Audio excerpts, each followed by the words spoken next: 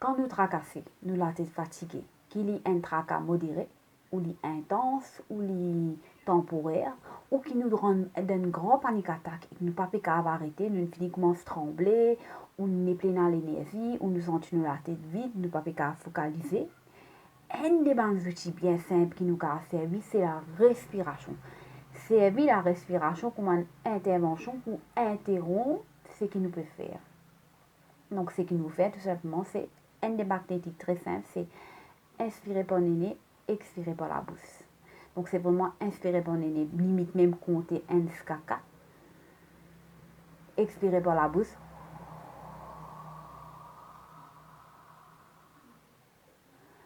Donc, quand nous inspirons par le nez et nous expirons par la bouche, ce n'est pas une façon inspiration-expiration qui est normale à nos cerveaux. Donc, sans qui même nous conscients, nous disons, nous coupons une histoire, nous créons une interruption. Et du moment où nous créons une interruption, si nous l'esprit si engagé dans créer une histoire, engagé dans alignement nous tracas, temporairement nous venons nous disons couple. Et quand nous commençons à inspirer par nos nez, expirer par nous la bouche, nous les cours en entier pour nous plein à choix apporte, y compris nous l'esprit apporte suivre sa nouveau tendance qui nous peut faire là. Donc suivre sa nouveau l'exercice qui nous peut faire là. Donc quand nous avons anxiété, surtout nos panique attaque et nous pas connaître qui pour faire.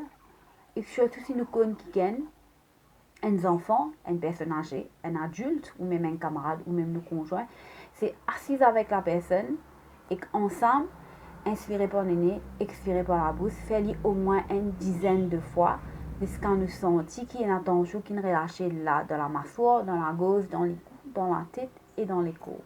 Donc c'est vraiment inspirer par le nez, expirer par la bouche.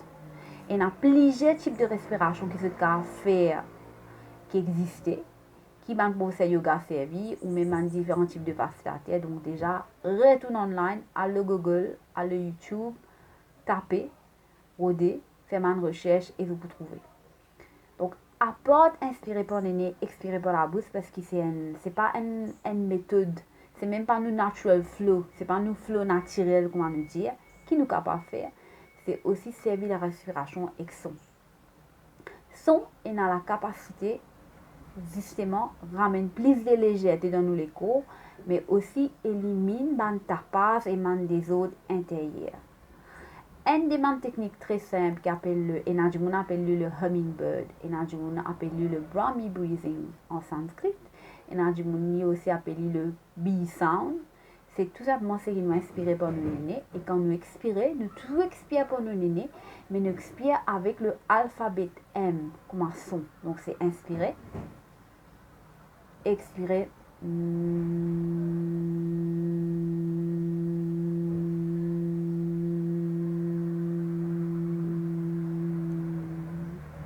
Donc vraiment quand nous inspirons et quand nous expirons avec le son M, c'est laisse le son M prolonger aussi longtemps que nous expiration va prolonger. Sa respiration là qui appelle le hummingbird, donc c'est vraiment inspirer par le nez, expirer avec le son M.